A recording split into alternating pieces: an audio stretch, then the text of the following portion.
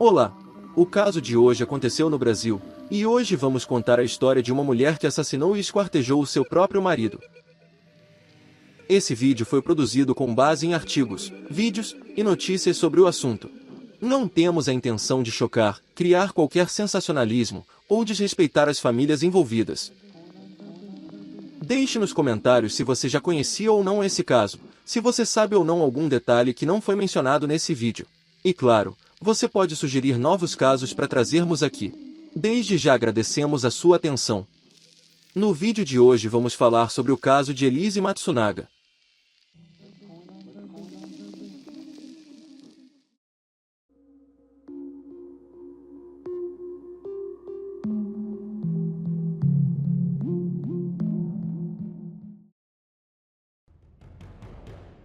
Elise Araújo Giacomini nasceu no dia 29 de novembro de 1981 na cidade de Chopinzinho, uma cidade que tem em média 20 mil habitantes, no interior do Paraná.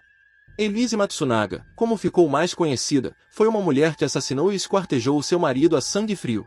Ela era criada por seus pais, até que por volta de 1984, quando tinha apenas 3 anos de idade, seu pai divorciou de sua mãe. Desempregada, sua mãe decidiu viajar para a capital do Paraná para conseguir se sustentar. Assim, sua mãe conseguiu o trabalho de empregada doméstica, enquanto Elise foi morar com seus avós e recebia o auxílio de uma de suas tias.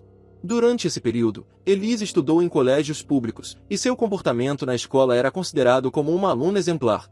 Ela não teve problemas com nenhum de seus colegas ou professores, e ainda tirava notas excelentes durante todo o período escolar. Passado alguns anos, a mãe de Elise volta para a cidade de Chopinzinho, e junto com ela vem um homem que sua mãe estava se relacionando. Assim, a jovem decide sair da casa de seus avós e começar a morar com sua mãe e seu padrasto. Em seus depoimentos, Elise disse que esse momento de sua vida foi um dos mais difíceis, pois seu padrasto diariamente abusava psicologicamente dela. Como por exemplo, durante a sua adolescência, seu padrasto trocou a fechadura da porta do banheiro, e essa nova fechadura fechava a porta somente pelo lado de fora do banheiro, impedindo quem estivesse usando o banheiro de ter privacidade. E segundo os depoimentos de Elise, por várias vezes, assim que ela entrava no banheiro, seu padrasto vinha logo em seguida e abria a porta, e dizia que não sabia que ela estava lá dentro. De outras formas, este homem torturava psicologicamente a jovem garota, até que um dia o pior aconteceu.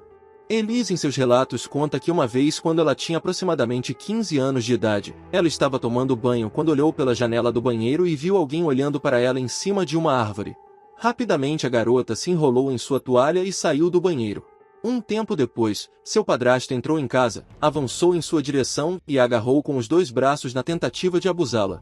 Nesse dia Elise conseguiu se soltar de seu padrasto e correr para fora de casa, mas seu desespero era tanto, que ela começou a correr e não queria mais voltar para casa, até que após um tempo correndo, ela decidiu sair de casa definitivamente.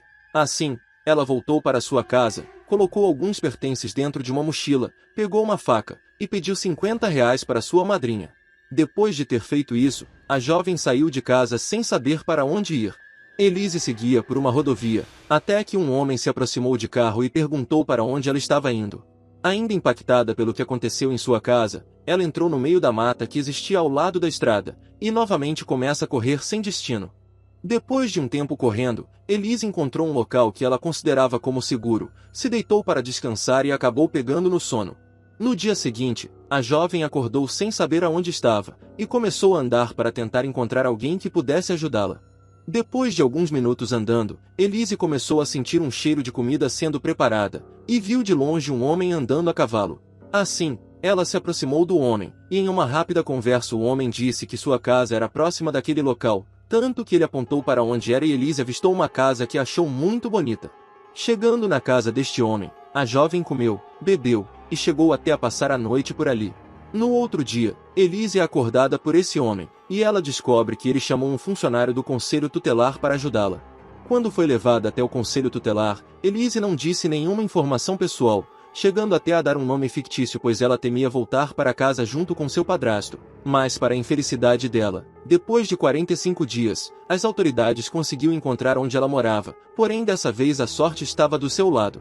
Quando soube que iria voltar a morar com sua mãe e seu padrasto, Elise imediatamente começou a ficar nervosa e dizia que não queria ir para lá. Assim, uma de suas tias chamada Rose, perguntou para as autoridades se ela poderia ter a guarda da jovem, e o conselho tutelar não viu problemas em a adolescente morar com ela. Algo que é importante ressaltar é que em nenhum momento Elise disse o motivo de fugir de casa e de não querer voltar para lá. Durante esse meio tempo em que ela estava morando com seus pais, sua mãe ficou grávida de seu padrasto, e desse relacionamento nasceu uma menina. Elise disse que quando sua irmã foi ficando mais velha, ela também teve algumas complicações com seu padrasto. Por volta de 1999, quando Elise tinha em torno de 18 anos de idade, ela decidiu se mudar para a cidade de Curitiba, que fica aproximadamente 400 quilômetros de sua cidade natal, para fazer um curso técnico de enfermagem. E durante o curso, ela começou a trabalhar em um hospital, chegando a atuar em alguns centros cirúrgicos. Depois de um tempo trabalhando em Curitiba, Elise fez as suas malas e se mudou para a cidade de São Paulo. Quando chegou na cidade, ela teve grandes dificuldades em encontrar um emprego e se manter. Sendo assim, Elise acabou se tornando uma acompanhante, e se apresentava como Kelly. Ela oferecia os seus serviços através de um site de relacionamentos. Quando havia grandes eventos na cidade, Elise em seus relatos disse que chegava a fazer 10 programas por dia, e ainda enquanto estava trabalhando como acompanhante, ela estudava para se formar em bacharel em Direito. Em um de seus atendimentos, Elise encontrou um homem que ficou encantado com ela. Esse homem era Marcos Matsunaga. Marcos Kitano Matsunaga nasceu em 1970 na cidade de São Paulo. Marcos passou a sua infância morando no bairro Parque Continental.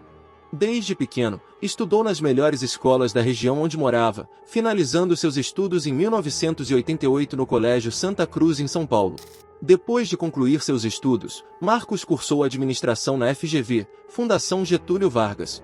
Segundo alguns de seus amigos de longa data, Marcos era um homem alto, forte, estudioso, introvertido, tímido, calmo, um exímio lutador de artes marciais, praticava tiro esportivo, e que estava se preparando e sendo treinado para assumir controle total da empresa que era herdeiro, a empresa alimentícia chamada Yoki.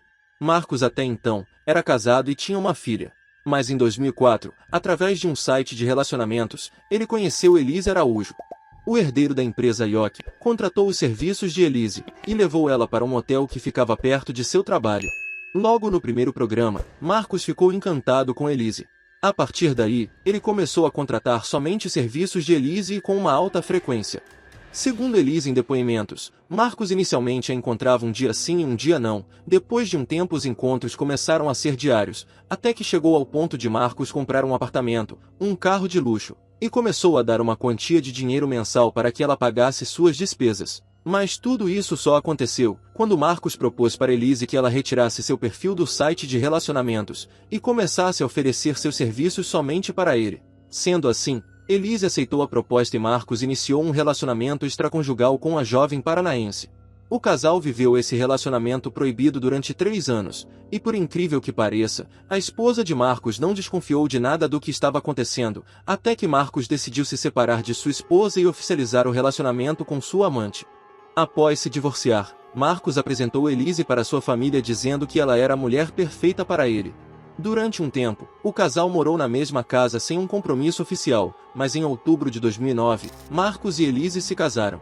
A festa de casamento foi um evento demasiadamente luxuoso e teve por volta de 300 convidados na igreja anglicana em São Paulo.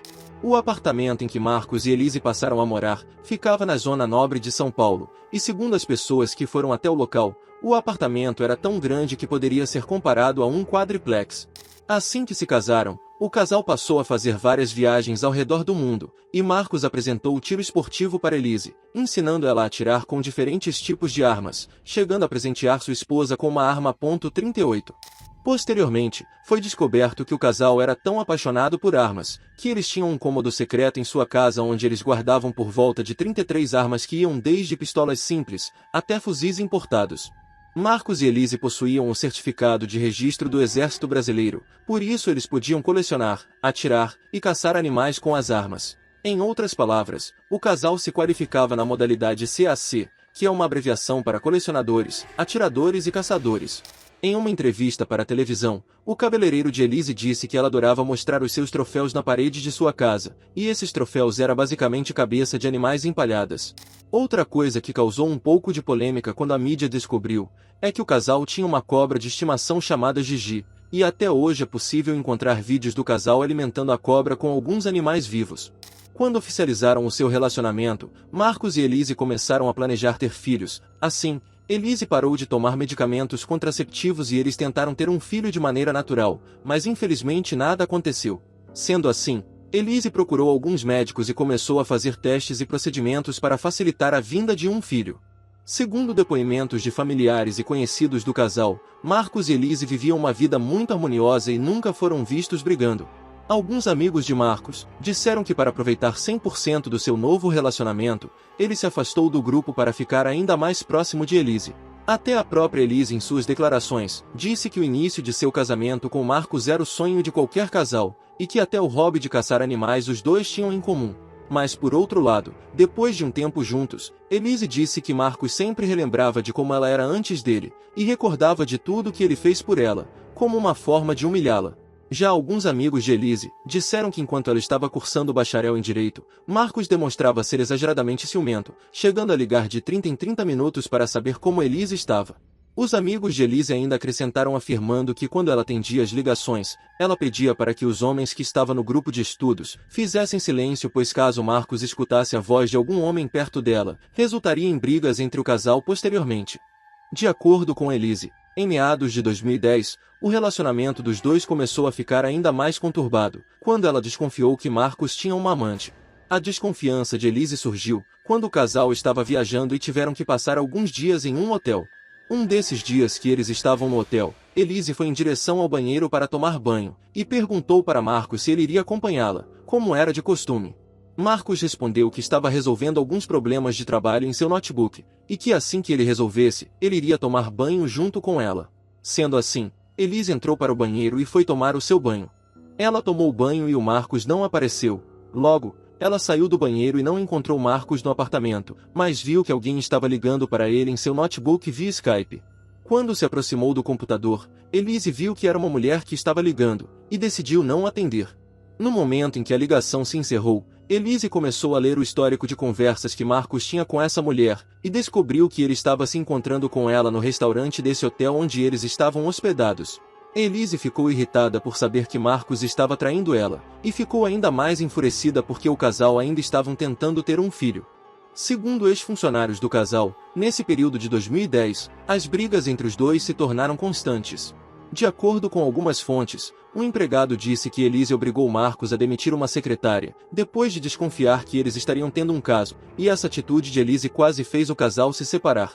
No final de 2010, no meio de toda essa desavença, Elise finalmente ficou grávida. Durante e depois do nascimento da filha do casal, as brigas foram se diminuindo.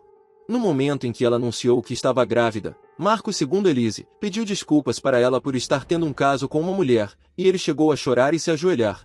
Diante dessa situação, Elise perdoou o marido e não quis mais prosseguir com as brigas, porque ela não queria que sua filha não tivesse uma família estruturada, assim como foi com ela. O reverendo da família chamado René Henrique Gotts chegou a dizer em depoimentos que o momento em que a filha do casal nasceu foi a única vez que viu Marcos e Elise sorrir genuinamente. Segundo Elise, após um tempo do nascimento da filha, Marcos voltou a ter relacionamentos fora do casamento, assim como ele fazia quando conheceu ela. Marcos tornou a conversar e sair com diversas garotas de programa, fazendo com que o casal retornasse com as brigas.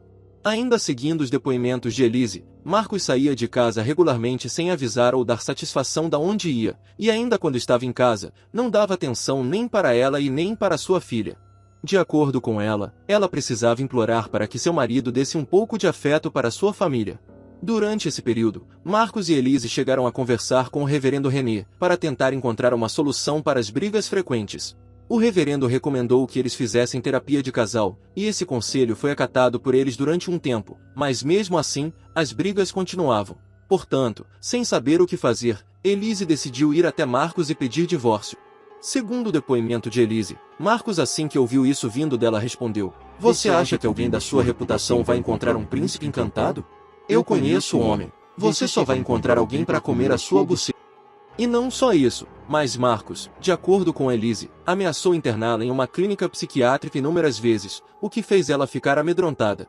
Em uma das reuniões que o casal tinha com o reverendo da família, Marcos comentou que Elise necessitava de tratamento psicológico, e que ele já tinha encontrado uma clínica perfeita para ela na cidade de Campinas, em São Paulo.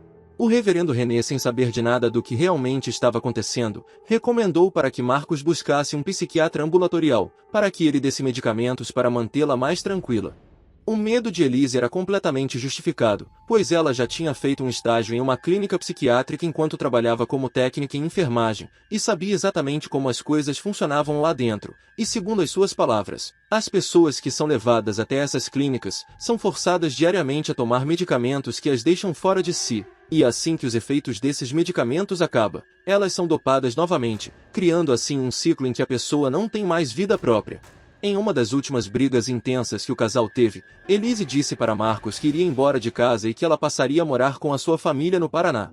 Marcos, segundo Elise, ficou enfurecido com o que ela disse, e respondeu: vai para lá. Você não ousa levar a minha filha.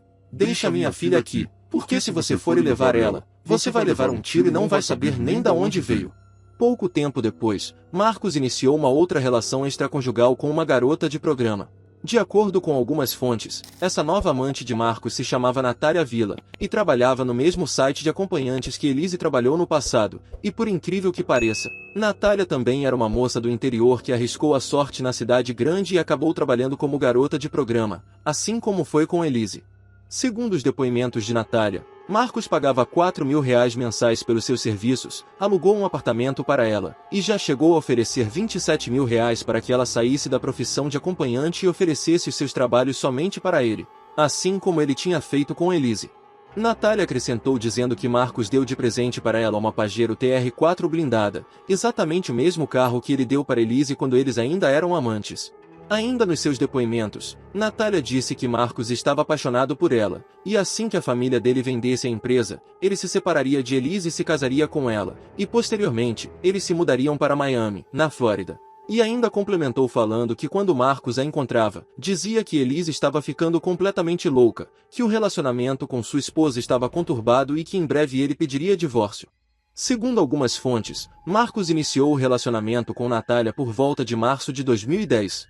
Como ninguém dava atenção para as coisas que Elise dizia sobre o seu relacionamento, ela então decidiu levantar provas de que Marcos estava traindo ela, pois ela tinha certeza de que isso estava acontecendo mais uma vez, mas não tinha como provar.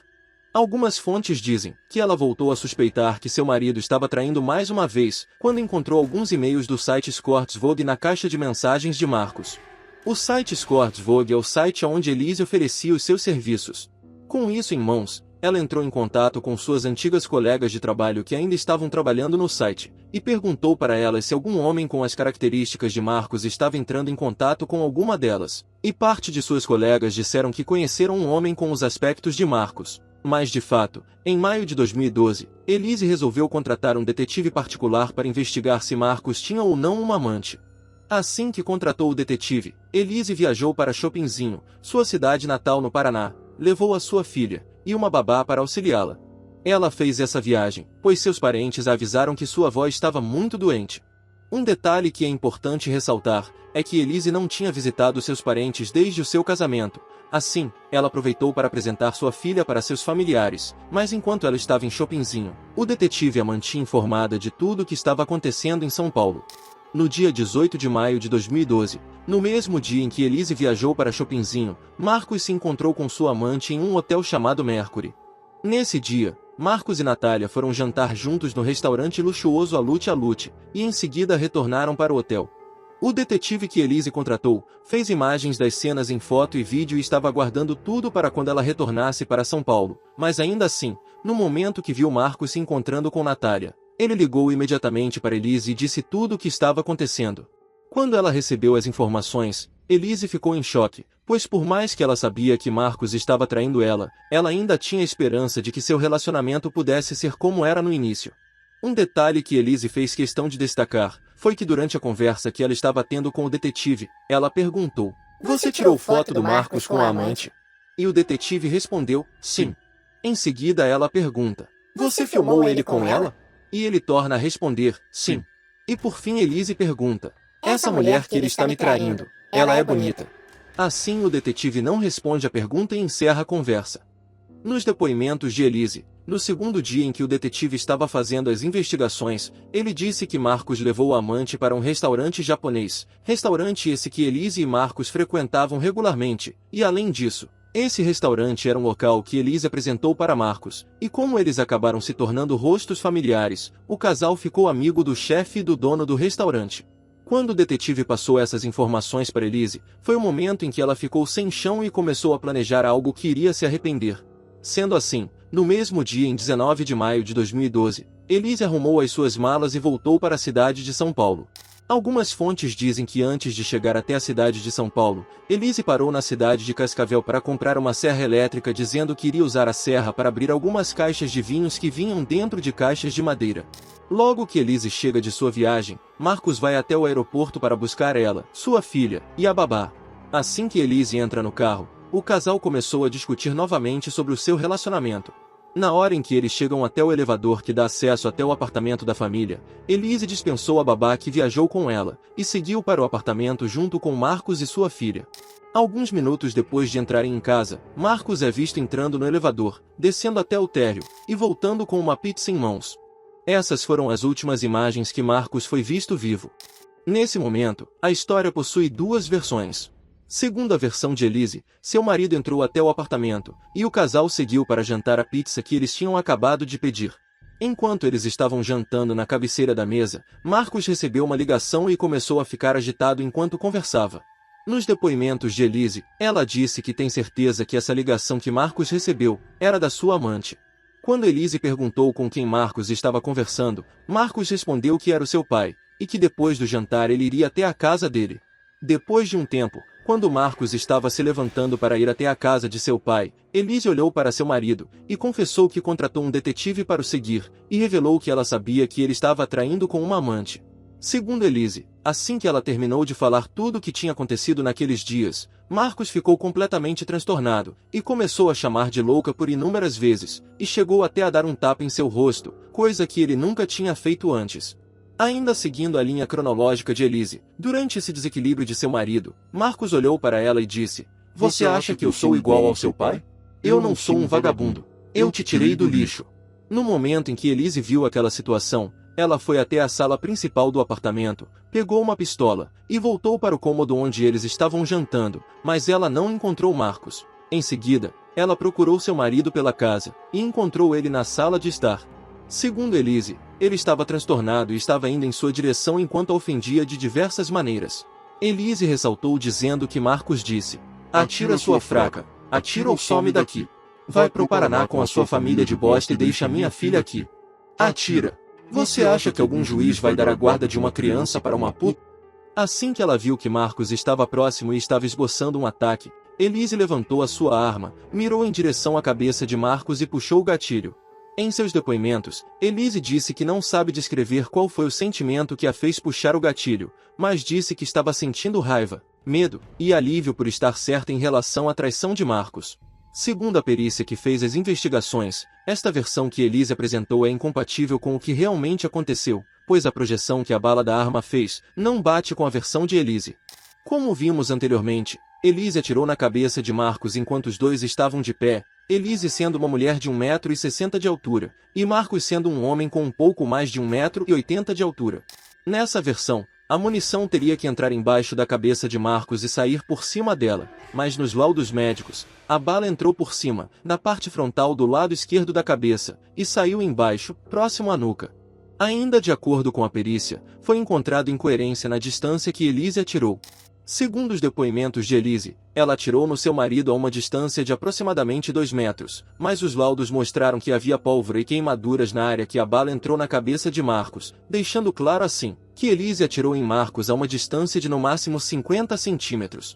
Finalizando a versão de Elise, assim que atirou em Marcos, Elise disse: "Eu entrei em desespero e não sabia se gritava, se pulava de alegria, se arrancava os cabelos, se saía do apartamento, ou se eu ligava para a polícia."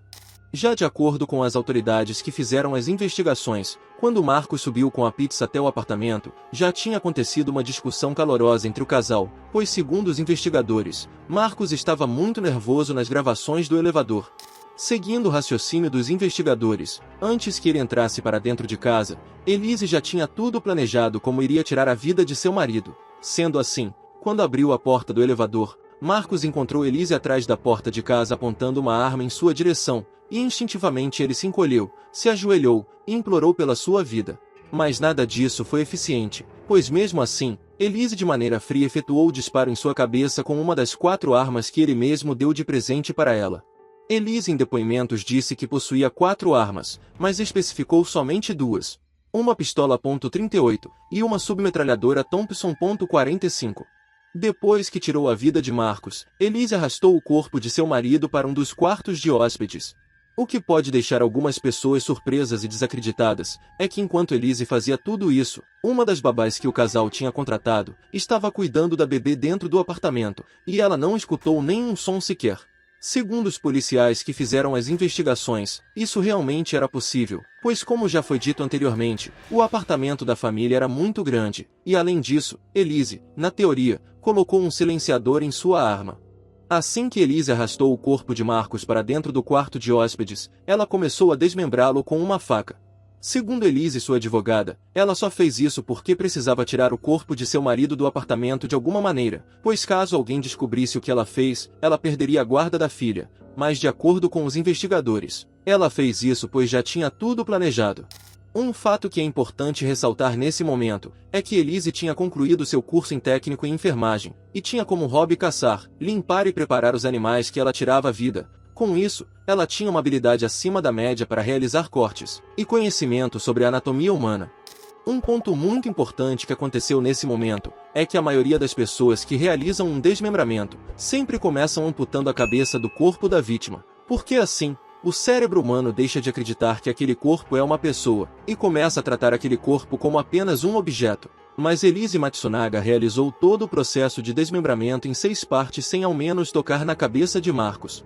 Ela iniciou a fragmentação pelo torso, e em seguida amputou os braços, pernas, e por último a cabeça de seu marido. Esse fato assustou os peritos que investigaram o crime, e fez com que as autoridades chegassem à conclusão que esse foi um crime de ódio. Outro detalhe que as pessoas foram surpreendidas é que esse processo de desmembramento durou algumas horas, e em alguns momentos, Elise teve que parar pois foi interrompida pela babá que estava no apartamento. Em uma dessas paradas, a babá chamou Elise porque sua filha estava chorando de fome, e necessitava dela para amamentar a bebê. Assim, Elise parou o esquartejamento, foi até o banheiro do quarto, se lavou, e foi até o quarto de sua filha alimentá-la enquanto a acariciava e fazia a garotinha dormir. Depois de fazer a bebê dormir, ela voltou para terminar o seu trabalho no corpo de seu marido. Enquanto estava fragmentando Marcos, Elise foi interrompida novamente pela babá, pois ela precisava ir jantar e necessitava que Elise ficasse olhando a bebê. Então Elise novamente para o seu trabalho, vai até o banheiro do quarto se lavar, e fica olhando a sua filha até a babá terminar de jantar.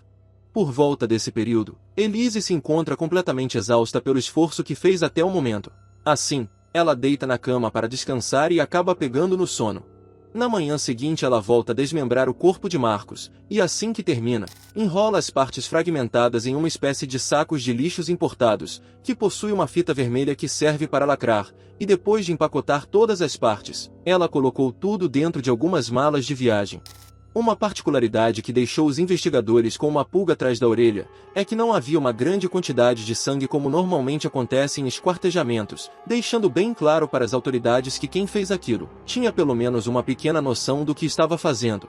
Na manhã seguinte, no dia 20 de maio de 2012 às 11 horas da manhã, Elise é vista pelas câmeras de segurança do elevador com 3 malas de viagem. Nas gravações, Elise desce até o térreo, vai até ao seu carro, coloca as malas no porta-malas, e inicia uma viagem sem rumo a fim de deixar as malas espalhadas pelas cidades próximas. Os planos de Elise são interrompidos quando ela é parada em uma blitz. Além dessa blitz estar sendo feita em sua rota, os policiais chamaram a sua atenção quando viram que ela estava em alta velocidade, e quando a pararam, eles verificaram as documentações do carro, e notaram que as documentações estavam vencidas. Nesse momento, como procedimento padrão dos policiais, o carro de Elise deveria ser apreendido, e por consequência, eles iriam descobrir que ela estava escondendo o corpo de seu marido nas malas de viagem, mas por algum motivo que não foi esclarecido, os policiais liberaram ela para seguir em sua viagem. Após ser parada pelas autoridades, Elise decidiu espalhar as malas pelas redondezas onde estava. Ela estava próxima a uma cidade chamada Cotia, que fica na zona sudoeste de São Paulo. No dia 21 de maio de 2012, Elise chamou todos os membros da família de Marcos e fez uma reunião em sua casa, onde mostrou tudo que o detetive tinha entregue para ela, revelando para todos que Marcos estava traindo ela com uma acompanhante. Elise ainda acrescentou dizendo que seu marido tinha feito as malas, levando uma quantia de R$20 mil em dinheiro, um notebook, e tinha saído de casa provavelmente para morar junto com essa nova mulher. Em depoimentos dos familiares de Marcos, enquanto ela estava expondo a traição de seu marido, Elise chorava de maneira tão desesperadora, que alguns de seus familiares teve que consolá-la com palavras e abraços. Assim que a família de Marcos escutou e viu tudo aquilo, eles ficaram completamente chocados, pois Marcos, na visão de todos, era plenamente apaixonado por Elise. Para consolar a até então esposa abandonada, a mãe de Marcos vai até ela e diz: "Eu não criei um filho para isso." Apesar de ver provas concretas que Marcos não era o que parecia, um de seus irmãos ficou desconfiado de toda aquela situação. Outras fontes dizem que foi o pai de Marcos que não acreditou no que Elise estava falando, mas de fato, alguns familiares ficaram cismados com o que estava acontecendo, porque naquela mesma semana, a família iria fazer uma grande negociação envolvendo a empresa IOC, a empresa da família. Eles estavam vendendo a empresa para uma multinacional americana chamada General Mills, e este acordo estava sendo planejado há muito tempo, e essa transação iria gerar para a família algo em torno de R$2 bilhões. E toda essa negociação iria ser feita nos próximos 2 ou 3 dias, e seus irmãos tinham completa noção de que por mais que Marcos estivesse apaixonado, ele iria aparecer mais cedo ou mais tarde para organizar os papéis dos contratos. Mas esse fato não aconteceu. Os parentes que ficaram desconfiados de Elise, tomaram a frente antes que algo mais acontecesse e foram prestar queixa na polícia sobre o desaparecimento de Marcos. Por padrão, os policiais procuraram saber qual foi a última vez que Marcos foi visto. Assim, Elise, através de um interrogatório, disse que a última vez que seu marido foi visto, foi quando ele estava indo embora. Desse modo, as autoridades, um dos irmãos de Marcos, um funcionário que estava manuseando as gravações das câmeras, e a própria Elise, foram averiguar as imagens de segurança do elevador do prédio onde eles moravam. O grupo ficou assistindo cada minuto das gravações das câmeras para tentar encontrar uma solução para o que aconteceu. Eles chegaram até a ver outras câmeras do prédio, com a intenção de encontrar Marcos em algum outro momento, ou quem sabe até encontrar um ponto cego onde Marcos poderia ter se escondido para sair de casa, mas nada foi encontrado. No final desse dia, eles passaram a noite assistindo as imagens de segurança e não conseguiram chegar em uma conclusão. Com isso, decidiram pedir uma pizza para comer, e foram jantar no apartamento de Elise. Assim que subiram ao apartamento, Elise arrumou a mesa para todos comerem, eles se alimentaram, e o funcionário da empresa de câmeras pediu para ajudar Elise a lavar os pratos. Chegando na cozinha, o funcionário foi em direção à lixeira para jogar os restos de comida, e algo lhe chamou a atenção. Esse funcionário ficou intrigado quando viu a lixeira da casa de Elise, pois nela havia um saco de lixo não convencional, como aqueles sacos de lixos pretos que vemos normalmente. Na lixeira tinha um saco de lixo azul com uma fita vermelha para lacrar, o mesmo que Elise usou para guardar os restos mortais de Marcos. No dia 21 de maio de 2012, Elise mandou um e-mail para o reverendo René. No e-mail ela disse: "Boa tarde, reverendo René. Desculpa atrapalhar mais um pouco. O Marcos saiu de casa há 2 dias e não dá notícia. A família e eu estamos preocupados. Ele comentou alguma coisa com o senhor." Na mesma hora que leu a mensagem, o reverendo mandou um e-mail para Marcos para saber o que estava acontecendo com ele, mas infelizmente não teve resposta. Mais tarde no mesmo dia, René tornou a mandar mensagens para Marcos, porém novamente não teve resposta. Com esse cenário em mãos, o reverendo começou a estranhar o fato de Marcos não o responder, pois esse era um comportamento incomum de Marcos.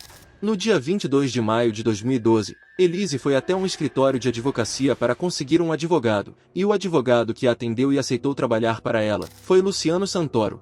Quando chegou lá, Elise expôs o que estava acontecendo, disse que seu marido estava desaparecido, e que a família dele já tinha acionado o advogado Luiz Flávio de Urso, o advogado da família Matsunaga. Luciano começou a questionar Elise para saber mais sobre o caso que estava entrando. Assim, ele perguntou quando foi a última vez que seu marido foi visto, e Elise respondeu que foi saindo de seu apartamento. Com isso, o advogado a alertou dizendo que o primeiro lugar em que as autoridades iriam investigar seria em seu apartamento, e Elise respondeu: "Se a polícia for até a minha casa, eu posso chamar o senhor?"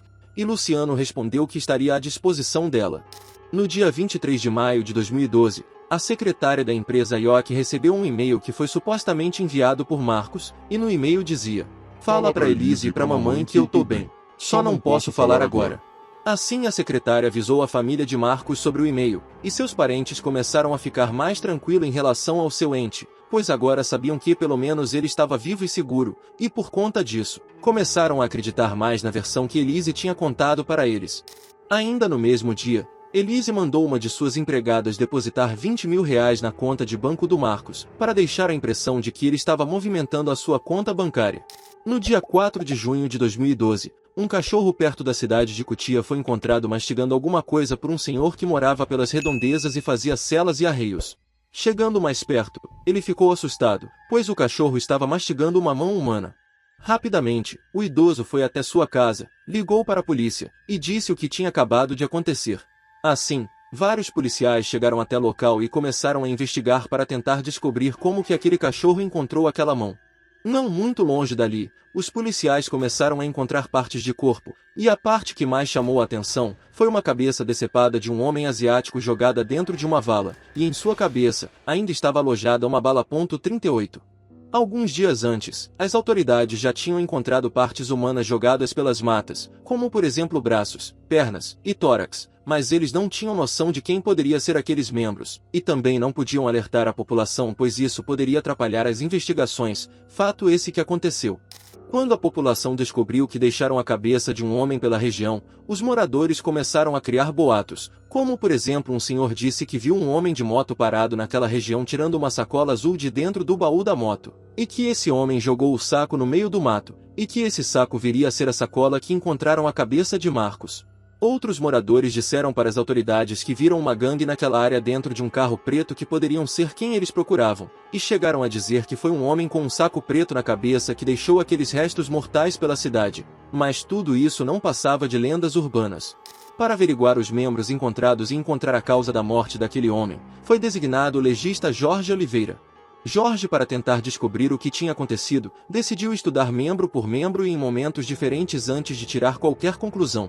Enquanto fazia esses estudos, ele descobriu que a pessoa que tinha feito aquele trabalho iniciou os cortes de maneira mais apressada, ou com os nervos à flor da pele, pois os cortes tinham muitas imperfeições, mas com o passar do tempo, os cortes foram ficando mais precisos e limpos, e com esse fato em mãos, o legista começou a criar a teoria de que duas ou mais pessoas tivessem feito aquele trabalho, já que nos membros superiores do corpo existiam cortes com erros primários, mas na região inferior e nas partes vitais do corpo, os cortes aparentavam serem feitos por um médico profissional, dificultando assim a conclusão se uma pessoa ou mais tinham assassinado aquele homem. Outra coisa que chamou a atenção de quem estava fazendo as investigações foram as roupas que a vítima estava usando, pois era economicamente diferente das pessoas comuns, como por exemplo, somente a calça que Marcos estava usando custava algo em torno de R$ 1.000. Nesse período na cidade de São Paulo, o advogado da família Matsunaga chamado Luiz Flávio Durso foi convocado para ajudar a saber mais sobre o paradeiro de Marcos. As informações que os familiares passaram para o advogado foram que Marcos tinha saído de casa há alguns dias e não tinha voltado, e que nesse momento, eles estavam acreditando que Marcos poderia ter sido sequestrado. Não muito tempo depois, os investigadores começaram a entrelaçar as informações das partes dos corpos encontrados com o desaparecimento de Marcos, e com isso, a família Matsunaga foi chamada para quem sabe dar um fim naquele mistério. Assim, um dos irmãos de Marcos chamado Mauro Matsunaga foi até o IML para fazer o reconhecimento daquele corpo. Chegando lá, Mauro olhou a cabeça que os investigadores encontraram e ficou assustado, pois aquele homem era muito parecido com seu irmão.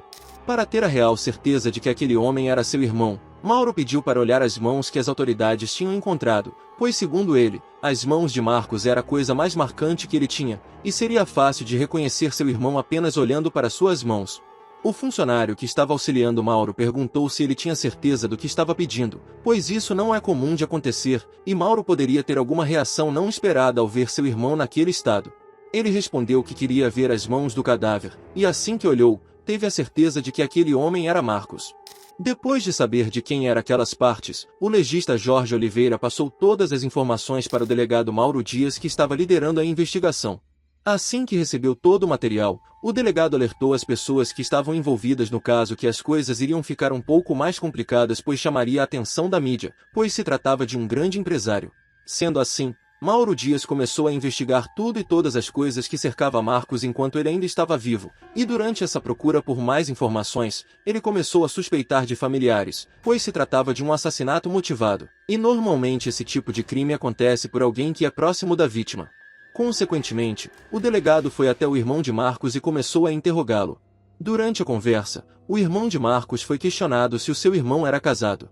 O irmão de Marcos respondeu que sim, e o delegado perguntou o que a mulher fazia da vida. Mauro respondeu que ela era formada em Direito, e que ela estava cursando para se tornar uma enóloga, uma pessoa que é especialista em vinhos. Em seguida, o delegado perguntou o que Elise fazia antes de se casar com Marcos.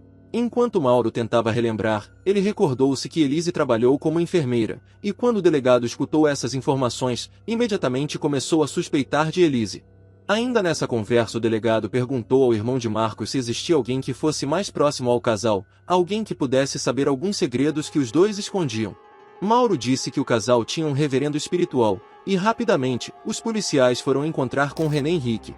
Algumas fontes dizem que René durante as conversas, falou que era para os policiais tomarem cuidado com Elise, pois ele não confiava nela, e ainda disse para eles redobrarem o cuidado, pois o casal tinha armas dentro de casa.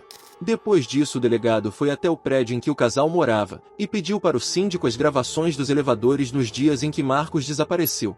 Com as gravações em mãos, Mauro Dias foi até a delegacia e ordenou para que um agente assistisse e marcasse todos os momentos em que Marcos aparecesse. No outro dia, o agente mostrou todos os momentos em que Marcos apareceu nas gravações, e não encontraram ele saindo de casa, mas notaram que na última vez que foi visto nas câmeras, ele estava usando a mesma roupa que foi encontrado no momento de sua morte. Nesse momento, o delegado Mauro Dias não tinha mais dúvidas de que Elise era a autora do crime, e a partir daí ele começou a planejar como iria prendê-la. Sendo assim, não muitos dias depois, o delegado foi até a casa de Elise acompanhado de uma escrivã. Chegando lá, ele pediu para a escrivã chamar Elise para a recepção do prédio para que ele pudesse interrogá-la sem chamar atenção. Assim que Elise chegou até a recepção, Mauro de cara perguntou: "Por que você matou seu marido?" Segundo as palavras do delegado em depoimentos posteriores, Elise demorou por volta de 2 minutos para responder que não foi ela. Logo depois que ela respondeu, o delegado avisou que estava com um mandado de busca e apreensão, e que era para ela ligar para o seu advogado. Depois disso, Mauro disse que ele sabia que foi ela quem tirou a vida de Marcos, e que ela só daria um pouco de trabalho para provar, mas que ele iria prendê-la mais cedo ou mais tarde. Elise, por ter um bacharel em direito, sabia muito bem o que fazer, e assim que subiu para o seu apartamento, Elise ligou para o advogado Luciano Santoro, o mesmo advogado que ela consultou anteriormente, e disse: "Olha, tem um delegado de polícia aqui na minha casa. Ele falou que tem um mandado de busca e apreensão, e eu gostaria que o senhor viesse para cá." Não muito tempo depois do delegado ter ido até a casa de Elise, começaram a aparecer viaturas policiais na frente do prédio que Elise morava para prendê-la. Sendo assim, os policiais chamaram ela, mostraram um mandado de prisão, e levaram Elise até a delegacia. Assim que encaminharam Elise para a delegacia, os policiais revistaram o apartamento que o casal morava, e foram encontradas mais de 30 armas de fogo espalhadas pela casa. Durante todo o caminho até a delegacia, Elise não disse uma palavra sequer, mas após alguns minutos dentro de uma cela onde ficou temporariamente, ela sentou-se em um canto, e segundo as suas palavras, só conseguia pensar em sua filha. Com isso, Elise confessou tudo o que tinha feito, e pediu para as autoridades que sua filha fosse criada pela sua família. O advogado de Elise solicitou uma revogação da prisão temporária no dia seguinte que ela foi presa. Esse pedido foi negado pelo juiz da Vara Criminal de Cotia. Essa prisão temporária venceria no dia 21 de junho de 2012, mas o Ministério Público determinou que a prisão preventiva de Elise iria prevalecer até o julgamento do caso. Algumas fontes contam esse momento da história de outra maneira. De acordo com essas fontes, o delegado chegou a subir no apartamento de Elise, e ao chegar lá, Mauro pegou um notebook e mostrou as imagens gravadas das câmeras de segurança no elevador para Elise, e interrogou ela durante alguns minutos. Porque por mais que o delegado já sabia que foi Elise que tinha tirado a vida de Marcos, ele ainda precisava de provas para prendê-la, mas mesmo assim ele não conseguiu tirar uma confissão de Elise. Sendo assim, o delegado mostrou as imagens de quando Elise foi vista saindo do apartamento com as 3 malas de viagem no dia 19 de maio de 2012, e perguntou para ela o que ela carregava naquelas malas. Elise respondeu que ela estava carregando vinhos. Mauro perguntou se ela costumava carregar vinhos em malas de viagem, e ela respondeu que sim. Em seguida o delegado perguntou onde Elise guardou as roupas que ela estava usando no vídeo que ele mostrou, e ela respondeu que estavam em um closet da casa. Mauro pediu para que ela fosse até esse closet e pegasse as roupas para ele averiguar. Assim, Elise foi até o closet e pegou as roupas que estava usando no dia 19 de maio e entregou para o delegado.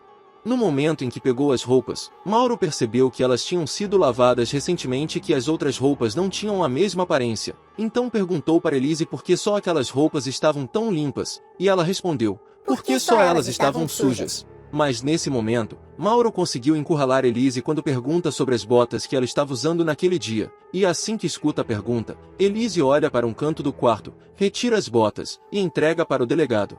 Assim que ele olhou para a sola das botas, Mauro encontrou uma boa quantidade de barro.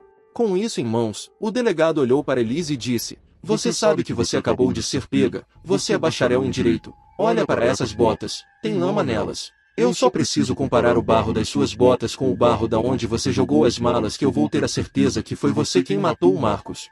E para deixar ainda mais nítido de que o delegado tinha tudo sob controle, ele pediu para Elise buscar um saco de lixo para colocar as botas para levar elas para o laboratório onde iria fazer as comparações. E assim, Elise saiu do quarto onde estavam e voltou com um saco de lixo exatamente igual ao saco que estava enrolado os membros de Marcos. Sendo assim, Mauro pediu uma prisão preventiva de Elise Matsunaga, e levaram ela até a delegacia, e chegando lá, o delegado apresentou todas as provas que eles tinham contra Elise para o advogado Luciano, e após alguns minutos de conversa entre ela e o advogado, Elise confessou o seu crime. Assim que a notícia de que Elise foi recolhida ao cárcere, o pai de Marcos Matsunaga pediu para que as autoridades fizessem um teste de DNA na filha de Marcos e Elise, pois depois de tudo isso, ele começou a suspeitar que não era Marcos quem traía Elise, mas sim ao contrário. As autoridades aceitaram a demanda do pai do Marcos e fizeram o teste de DNA na criança. Para a infelicidade dele, o teste deu positivo, determinando que Marcos era realmente o pai da menina. Quando Elise foi presa, a filha do casal Matsunaga tinha aproximadamente 1 ano de idade, e como ela não podia mais ficar com sua mãe, ela ficou sob a tutela de uma das tias de Elise, mas com esse teste em mãos, a família de Marcos pediu para as autoridades para que pudessem criar a criança, e o juiz que foi designado a decidir com quem a criança iria ficar, sentenciou que a filha de Marcos iria ficar com a família paterna, tirando a filha de Elise de seus braços. No momento em que foi anunciado para a mídia o caso Yoki e tudo que Elise tinha feito, os canais de comunicação na época transmitiam periodicamente informações sobre o crime, e durante as transmissões, foi anunciado que Elise no passado tinha sido uma garota de programa. E essa informação foi um choque para toda a sua família, pois nenhum de seus parentes sabiam que ela já tinha trabalhado nessa área. Enquanto Elise permaneceu na delegacia, ela contou tudo o que aconteceu desde antes do crime até aquele dia. Assim que ela relatou seu ponto de vista, o advogado da família Matsunaga Luiz Flávio e o promotor José Carlos Consenso viram que a versão que Elise contou não era compatível com o que as provas mostravam. Segundo as suas palavras, a versão que Elise contou foi construída para que ela tivesse uma pena menor se colocando como vítima e não como criminosa. No dia 6 de junho de 2012, foi realizada a reconstituição policial de como Elise tirou a vida de Marcos Matsunaga.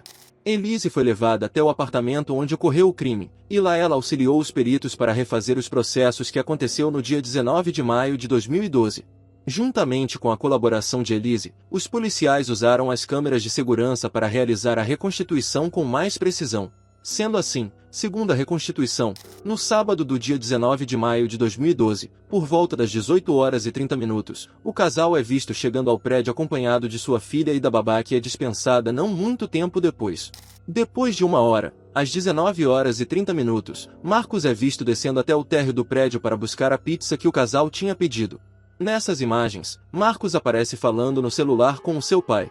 As análises feitas no apartamento mostraram que Marcos foi atingido pela bala, desmaiando logo na entrada da casa, e seu corpo foi arrastado por um total de 15 metros pelo apartamento. Chegando no quarto de hóspedes, Elise esquartejou o corpo de Marcos utilizando uma faca de 30 centímetros, e somando todas as horas que ela gastou nesse processo, foi um total de aproximadamente 12 horas. No dia seguinte, no domingo do dia 20 de maio, uma outra babá é vista pelas câmeras de segurança subindo até o apartamento do casal às 5 horas da manhã. Somente às 11 horas da manhã, Elise aparece nas imagens levando 3 malas de viagem onde estaria o corpo de Marcos. Nesse momento, Elise sai de casa com o intuito de abandonar o corpo de Marcos, e algumas fontes dizem que ela tinha como direção a cidade de Chopinzinho, mas decidiu voltar para São Paulo, porque durante o caminho Elise achou melhor não envolver a família dela nesse problema. Logo após mudar a sua rota, Elise foi parada, multada e liberada pela Polícia Rodoviária Federal próximo à cidade de Capão Bonito, ainda em São Paulo. Logo após ser parada pelos policiais, Elise avançou um pouco mais em seu caminho e deixou as malas com o corpo de seu marido na região de Cotia.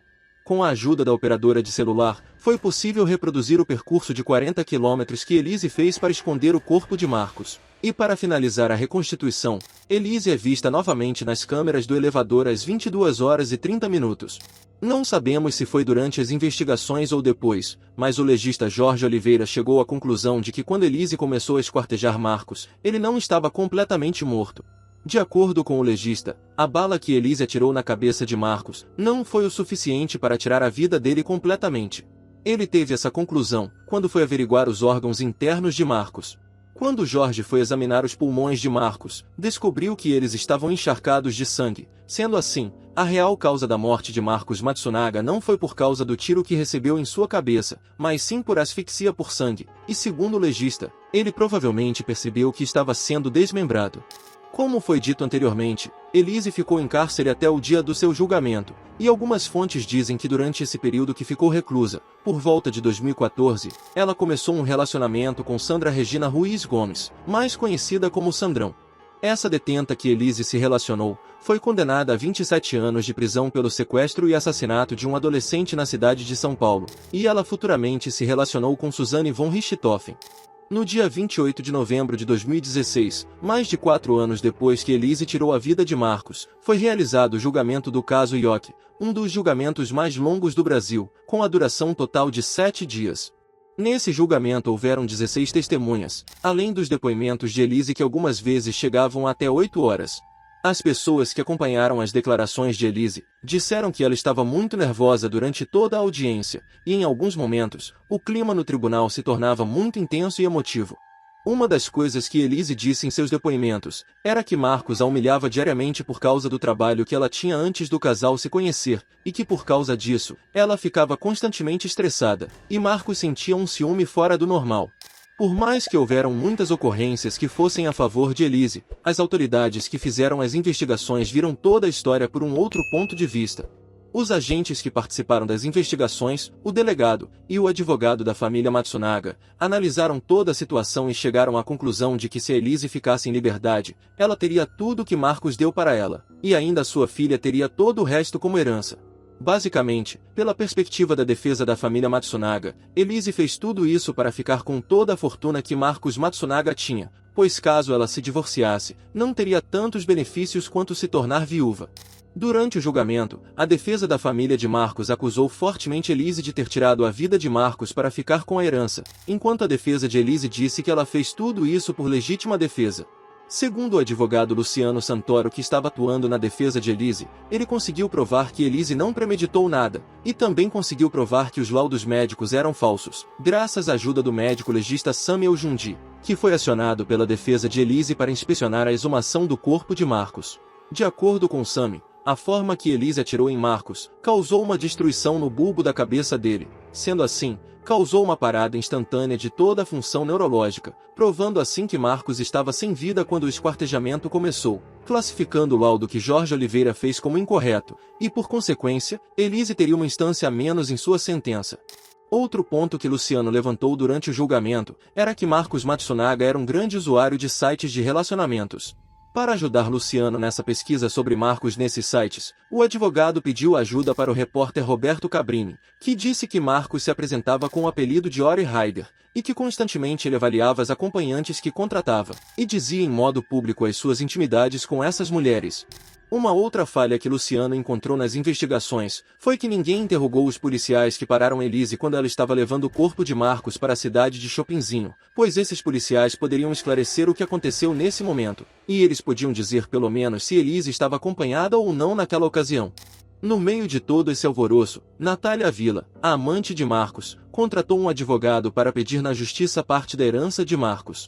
A maior parte do julgamento, Elise se manteve de cabeça baixa e quando eram exibidas imagens do corpo de Marcos, ela pedia para sair da audiência, e quando ela era exigida que ela detalhasse como o esquartejamento aconteceu, ela tinha muita dificuldade em seguir uma linha cronológica, o que fez com que a defesa da família Matsunaga alegasse que Elise não tinha feito aquele trabalho sozinha.